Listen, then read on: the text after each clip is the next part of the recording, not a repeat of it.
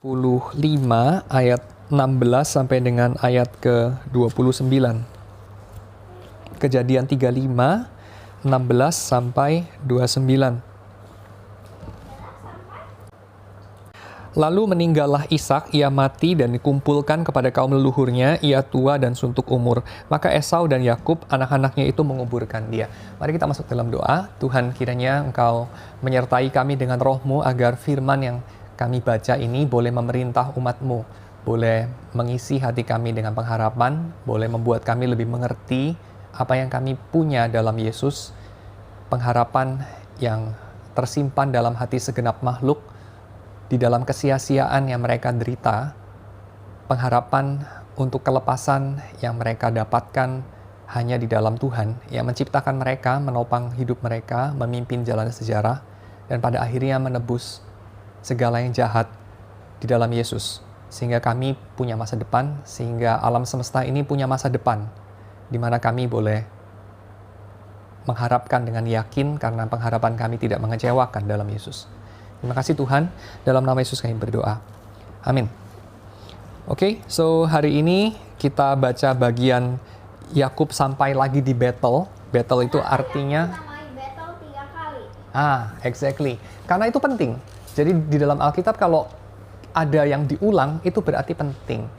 Dan Bethel itu artinya rumah Allah. Rumahnya Tuhan. Ya, Bethel. Bet itu, dari situ muncul kata bait atau bait. Bait Allah misalnya. Lalu El, ya, El, Elohim, bentuk pluralnya itu Tuhan. So, Bethel itu rumahnya Tuhan, ya, rumahnya Allah. Dan di Bethel ini Yakub dulu pernah tidur malam-malam dan dia bermimpi ada malaikat naik turun tangga dari langit untuk datang ke bumi. Lalu kemudian Tuhan berbicara kepada Yakub dalam mimpi waktu itu, waktu Yakub kabur dalam kesesakannya. Yakub bilang karena dia diancam mati oleh kakaknya, karena rupanya rencana brilian dari ibunya Ribka untuk dia boleh diberkati oleh ayahnya berakhir sebagai mimpi buruk, ya. Tapi terus Tuhan kasih mimpi yang lain di Bethel, yaitu dia diberikan masa depan. Engkau akan kusertai, engkau akan menjadi bangsa yang besar, engkau akan mewarisi janjiku kepada Abraham, ya. Dan Yakub kemudian mendirikan tugu di situ. Nggak tahu waktu dia balik tugunya masih ada apa enggak, soalnya dia bikin tugu lagi. Maybe nggak ketemu, maybe udah dirobohkan sama binatang buas, nggak tahu lah, atau sapi atau whatever. Atau sama orang-orang yang tinggal di situ. Maybe juga, ya, karena sudah 20 tahun, ya, lewat. Tapi yang pasti ini adalah tempat yang sama. Ya, tempat yang sama. Cuman yang namanya tempat itu ya bisa gede banget, ya.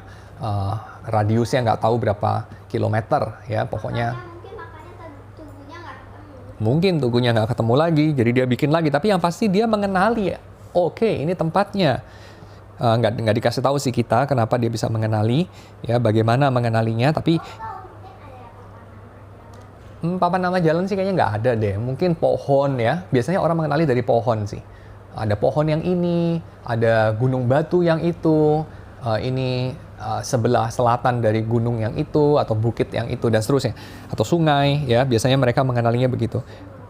Nah, so, Yakub kembali ke tempat itu, dia mengenali itu Bethel, lalu kemudian kita lihat tiap kali Yakub lewatin Bethel, dia itu ada peristiwa iman, ya, ada peristiwa rohani di sana. Jadi, peristiwa rohani yang pertama adalah dia bikin janji sama Tuhan. Ya, dia bikin janji sama Tuhan. Dan janji yang sombong itu. Dan itu interesting, ya. Karena Yakub itu diberkati dulu sama Tuhan, baru dia bikin janji sama Tuhan, baru terus terakhir dia menerima Tuhan sebagai Tuhannya dia. Nah, ini kebalik ya kayaknya, ya. Kalau orang zaman modern sekarang biasanya kan mengenal Tuhan dulu, katekisasi, terus pada satu titik dia bertobat, menerima Tuhan Yesus, terus kemudian baru disertai Tuhan dan mengalami dalam hidupnya diberkati Tuhan. Tapi kalau Yakub kayaknya kebalik, ya, dia lahir di rumah ayahnya juga kayaknya nggak terlalu menjadi contoh yang baik dan tidak terlalu mengajarkan iman kepada dia, pasif, dan dia juga tidak belajar banyak Dan kita tahu bahwa Yakub itu memang tahu sih ada Allahnya Abraham, ada Allahnya Ishak yang sama ya, yang disegani oleh Ishak. Dia tahu, tapi di samping Allahnya Abraham itu ada Allah lain. Dia tahu ya, ada Allahnya Fir'aun. Dan Allahnya Fir'aun lain, dia tahu itu. Dia tahu Allahnya Abimelek mungkin lain lagi. Allahnya orang Kanaan yang lain beda lagi. Abimelek ya. Dia tahu lah Allah, dia kan pernah tinggal di Gerar dan di situ ada Abimelek ya. Ishak itu tahulah bahwa Allah itu ada banyak, dan Yakub sebagai anaknya Ishak tahulah bahwa Allah itu ada banyak. Tapi keluarga kita menyembah Allahnya Abraham, ya itu dia juga tahu. Tapi apakah dia percaya pada Allahnya Abraham? Well, itu nggak terlalu jelas. Tapi yang pasti Allahnya Abraham itu memberkati dia, dan Allahnya Abraham itu menyertai dia pada masa kesukaran. Itu yang dia tahu. Jadi waktu dia jadi buronan, ya jadi buronan Esau di Betel, dia itu berjumpa dengan Allahnya Abraham. Dia tidak berjumpa dengan Allahnya Fir'aun, dengan Allahnya Abimelek, dia nggak ketemu itu. Dengan Allahnya Terah, dia nggak ketemu itu.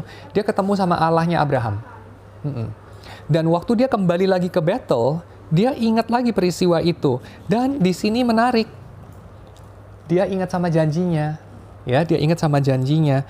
Jadi dia berkata kepada seisi rumahnya, kepada istrinya, anaknya, pembantu-pembantunya, taruhlah dewa-dewa asing yang ada di tengah kamu. Ya, mungkin dia bawa keranjang gede gitu ya. Ayo terafimnya Rahel mana, taruh sini gitu ya. Ayo anting-antingnya, gelang-gelang dan semua. Mereka anting-anting dan gelang itu ada gambar dewanya. Jadi, ayo kumpulkan di sini.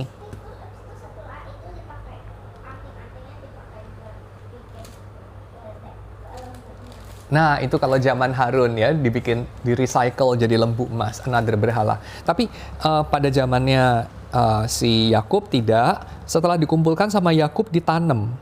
Ya, ditanam. Dia kuburkan itu di bawah pohon besar dekat Sikem. Lalu mereka berjalan sampai di Betel, lalu kemudian jadi ini persiapan ke Betel ya, karena dia dengar Tuhan suruh dia ke Betel, dia siap-siapnya dia dalam menjauhkan segala berhala, tanam itu di Sikem, lalu mereka berjalan ke Betel. Waktu mereka sampai di Betel, didirikannya mesbah di Betel. Lalu kemudian dinamanya tempat itu El Betel, lalu dia mendapati Deborah, inang pengasuh Ribka mati. Ya, jadi Ribka kemudian dikuburkan di bawah pohon besar penangisan. Bukan Ribka, sorry, Deborah, inang pengasuh Ribka. Ya, nah ini menarik, beberapa penafsir bertanya. Ini pertanyaan yang kayaknya kita perlu tanya ya. Kamu merasa ada yang aneh nggak? Kenapa tiba-tiba ada catatan mengenai Deborah, inang pengasuh?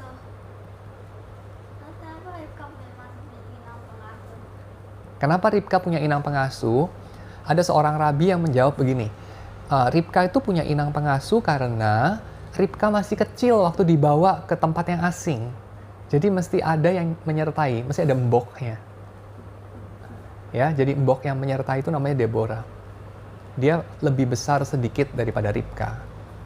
Ya, Ribka masih kecil sekali. Ribka waktu dinikahkan kepada Ishak itu mungkin umurnya masih 13, mungkin umurnya masih 15, masih kecil ya, orang zaman itu. Jadi dikasih pengasuh ya, semacam itu. Lalu nggak orang zaman itu.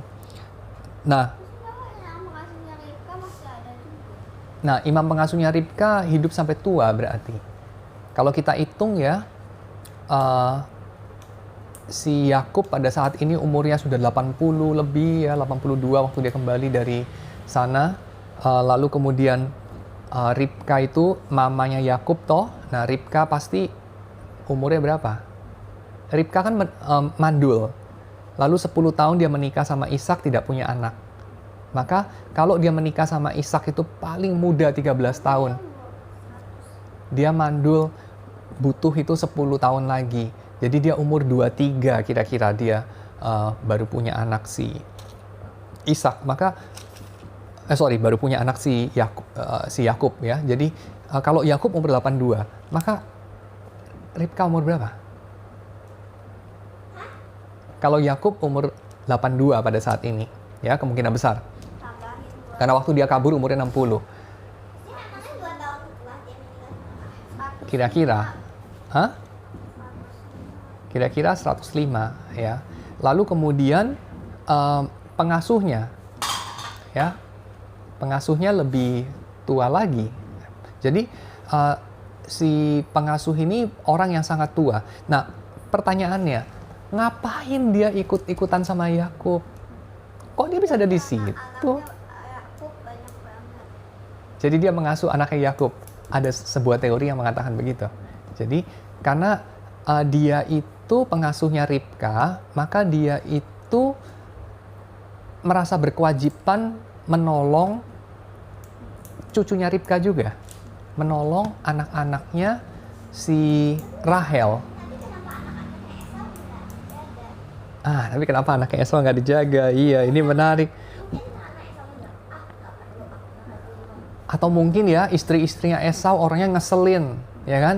Kan dibilang papa dan mamanya Esau, yaitu Ishak dan Ribka, kesel sama istri-istrinya Esau.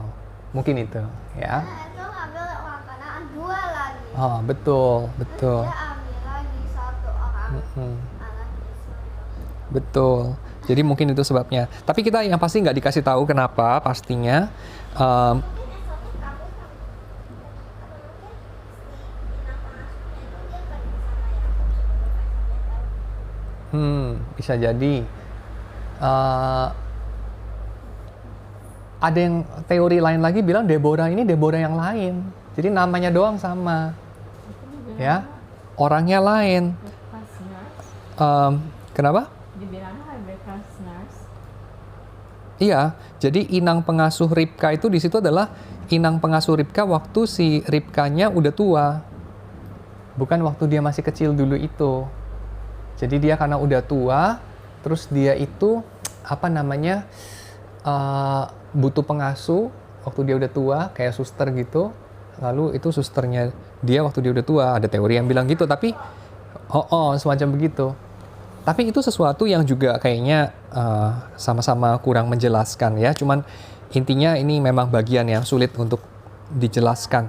Tapi ada bagian ini itu kenapa ya? Itu kan menarik. Kenapa bisa tiba-tiba loncat ceritanya ke Deborah dikuburkan di sana? Kemungkinan karena ya simply Deborah, inang pengasuh Ribka itu orang yang penting. Lalu kemudian dia dikubur di situ. Lalu itu sekedar keterangan bahwa ada kuburannya Deborah loh di situ. Itu aja sih, ya. Jadi ini kemungkinan just keterangan buat pembaca yang membaca bagian ini.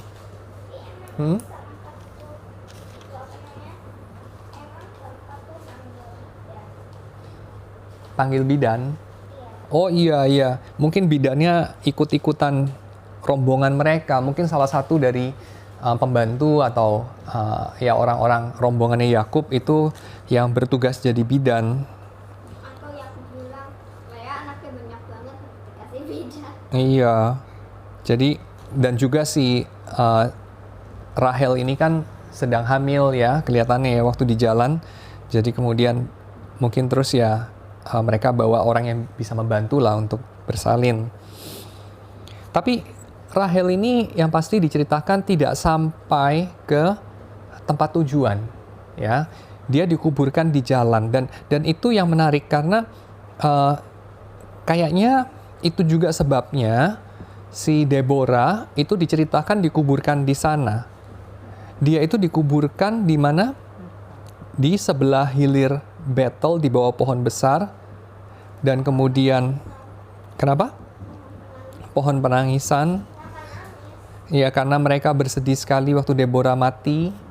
Ya, karena Deborah itu beberapa orang bilang dia yang mengasuh Ribka di tempat yang tidak beradab karena Ribka punya ayah namanya Ribka punya kakak namanya Laban. Betul nggak? Ya kan, kakaknya Ribka namanya Laban kan? Kakaknya Ribka kan pembohong. Itu orangnya culas. lalu dia punya ayah yang penyembah berhala. Jadi itu tempat yang secara moral nggak bagus. Tapi Ribka punya Deborah yang mengasuh dia. Katanya begitu, tapi ya ini tentu tidak ada dasar tekstual yang terlalu kuat ya. Cuman anyway, Deborah orang yang penting itu dikuburkan di jalan. Ribka itu juga orang yang penting ya.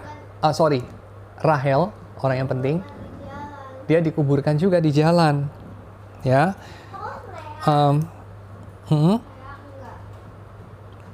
Lea tidak, Lea dikuburkan di kuburan keluarga mereka ya.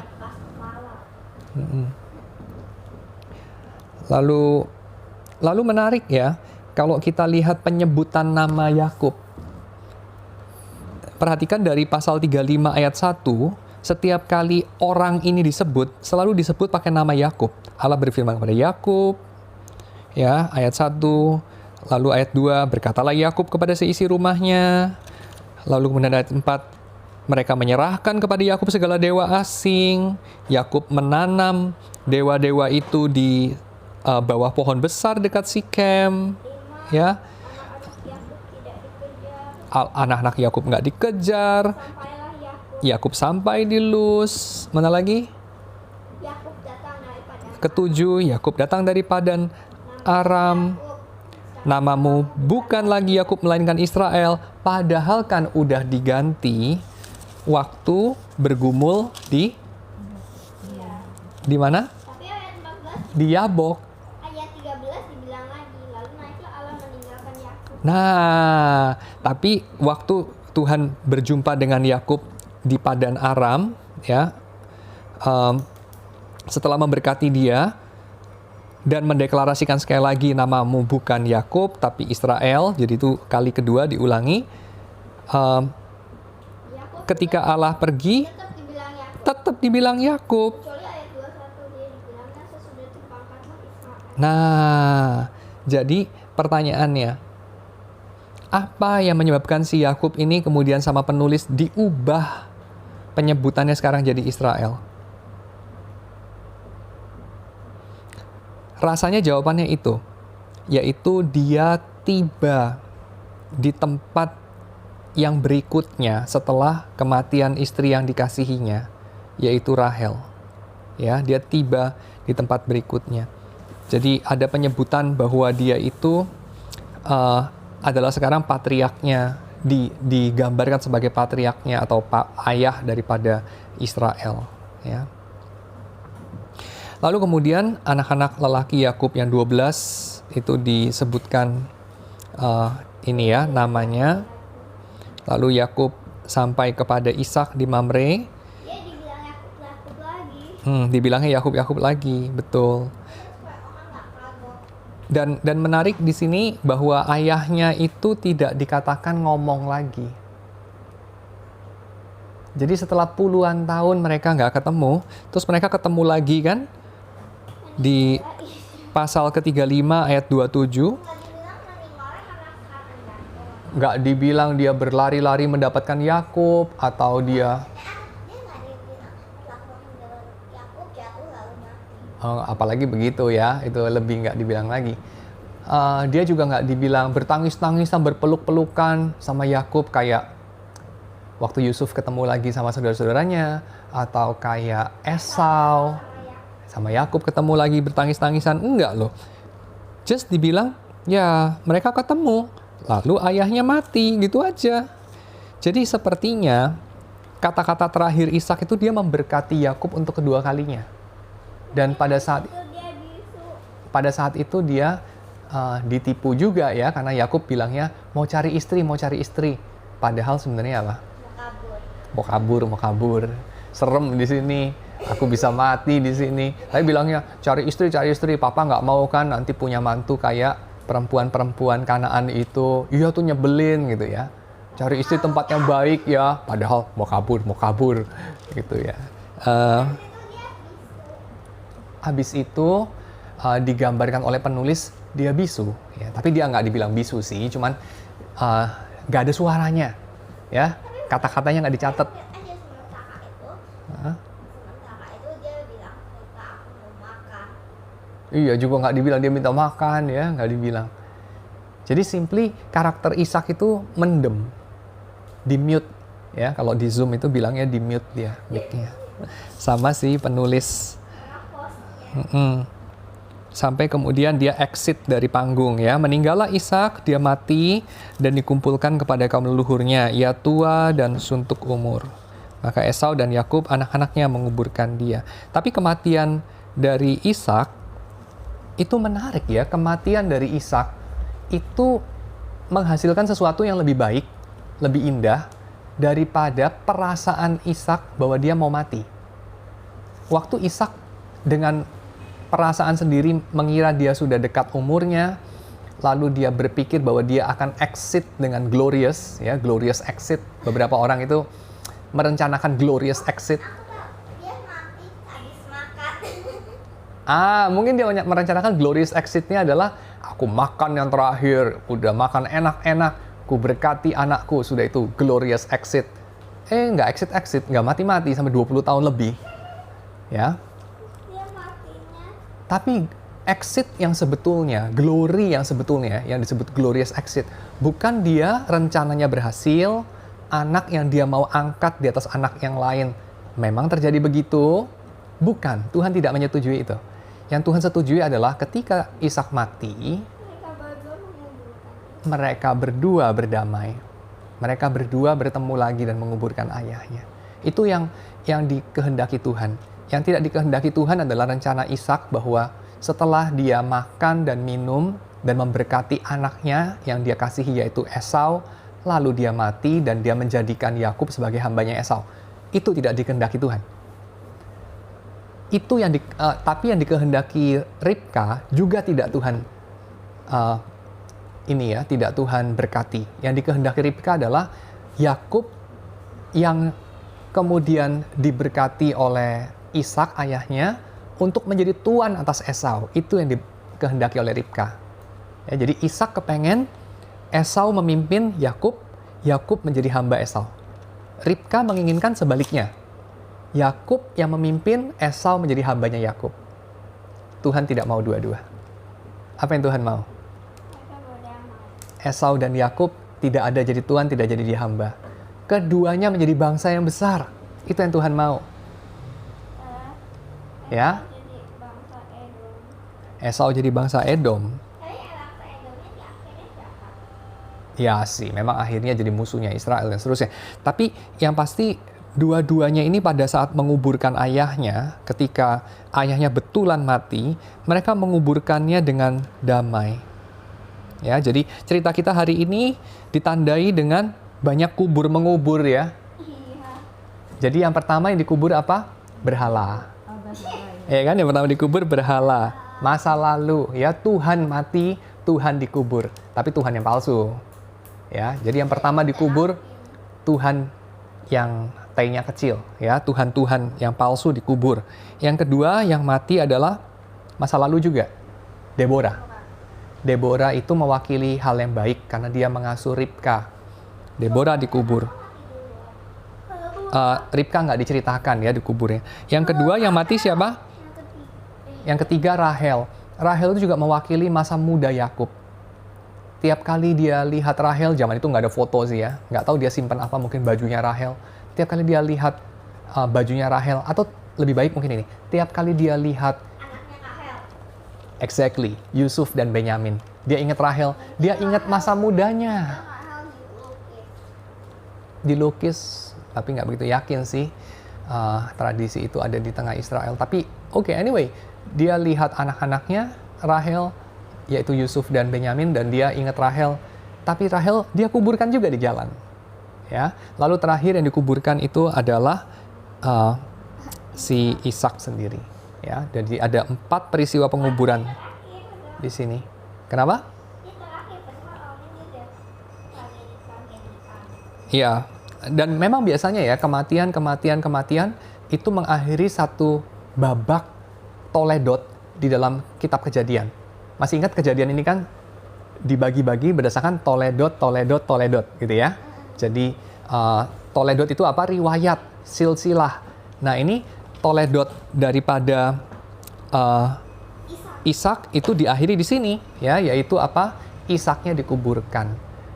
Tapi bersama dengan Ishak pada rangkaian peristiwa yang sama, dikuburkan juga Rahel, dikuburkan juga Deborah, dikuburkan juga berhala-berhala Yakub. Tapi kalau yang berhala nanti akan muncul lagi. Berhalanya muncul lagi, ya. Memang menguburkan manusia satu kali, menguburkan Tuhan yang palsu. Seringkali Tuhan yang palsu itu bangkit lagi, ya. Menguburkan dosa manusia yang lama juga seringkali bangkit lagi dia. Tapi pas dalam wujud yang lain. Dalam wujud yang lain, exactly. Ya, naganya udah dipentung mati, bangun lagi. Kayak tikus, ya. Tikus tuh udah mati, jantungnya berhenti, dia bisa bikin jantungnya sendiri gerak lagi. Kayak ular yang sama itu kepalanya keluar lagi lebih banyak. Semacam itu, ya, betul. Ya, jadi kejahatan itu seperti itu. Kita kuburkan, kita matikan, nanti dia bisa bangun lagi. Ya, tapi itu sesuatu yang lain nanti, ya, motifnya. Oke, jadi hari ini kita menyelesaikan Toledot dari Ishak dan kita belajar bagaimana glorious exit, kematian yang kita rencanakan, kehidupan yang kita rencanakan, akhir cerita yang kita rencanakan, seringkali Tuhan nggak setujui. Ishak merasa sudah tua, dia merasa sudah waktunya, dia mengakhiri ceritanya dengan bagus. Yang paling cantik adalah kalau si Esau aku angkat jadi raja, Yakub jadi hamba, aku mati. Selesai. Tuhan nggak kasih, dia hidup 21 tahun lagi. Tapi sekarang sambil kesel-kesel sama menantunya yang siapa namanya? Si anak-anak Kanaan, ya, orang-orang Kanaan. Tapi dia tidak dikasih suara lagi sama penulis.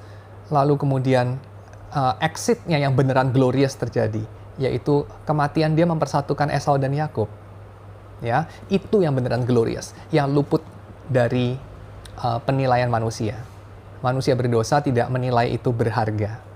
Tapi bagi Tuhan itu yang lebih berharga, yaitu ada perdamaian. Bukan ada peneguhan kekuasaan seperti yang manusia rencanakan. Oke, kita akhiri di situ. Mari kita masuk dalam doa. Tuhan, kami bersyukur untuk segala rencanamu yang mengatasi segala keterbatasan pandangan kami. Kami bersyukur untuk segala sistem nilaimu yang melampaui segala kepicikan dan kebodohan kami.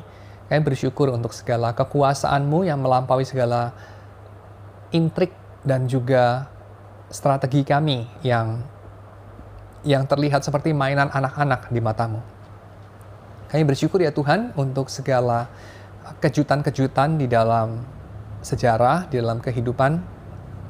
Kiranya Engkau yang terus menuntun umat-Mu agar kami boleh menggenapi rencana-Mu, dan kiranya Engkau terus-menerus bekerja dalam hati kami, menyucikannya, menyelaraskannya dengan keinginan-Mu, sehingga kami dalam hidup ini tidak melawan Tuhan, sehingga kami dalam hidup ini boleh bekerja sama dengan Tuhan, supaya kami dalam hidup ini dipenuhi dengan kegembiraan, dengan sukacita, dengan ucapan syukur, agar kami ini boleh berjalan bersama dengan Tuhan dan bukan berjalan melawan Tuhan. Karena toh Tuhan akan menang dalam pergulatan, karena toh Engkau akan memenangkan hati kami, Engkau akan mengganti Yakub yang bergulat dengan manusia menjadi Israel, yaitu yang bergulat dengan Allah. Dan Engkau akan menjadikan kami pemenang yang tertawa bersama dengan Engkau, pemenang yang diubahkan hatinya, bukan pemenang yang menang karena mengalahkan Engkau ataupun mengalahkan orang lain, tapi pemenang yang menang karena kami bersama-sama menang di dalam kemenangan kami atas dosa. Di dalam Yesus Engkau sudah menjaminnya, dan pekerjaan Roh Kudus akan memastikan hal itu tergenapi dalam kehidupan kami, dan kami bersyukur atas itu semua. Terima kasih Tuhan, dalam nama Yesus kami berdoa.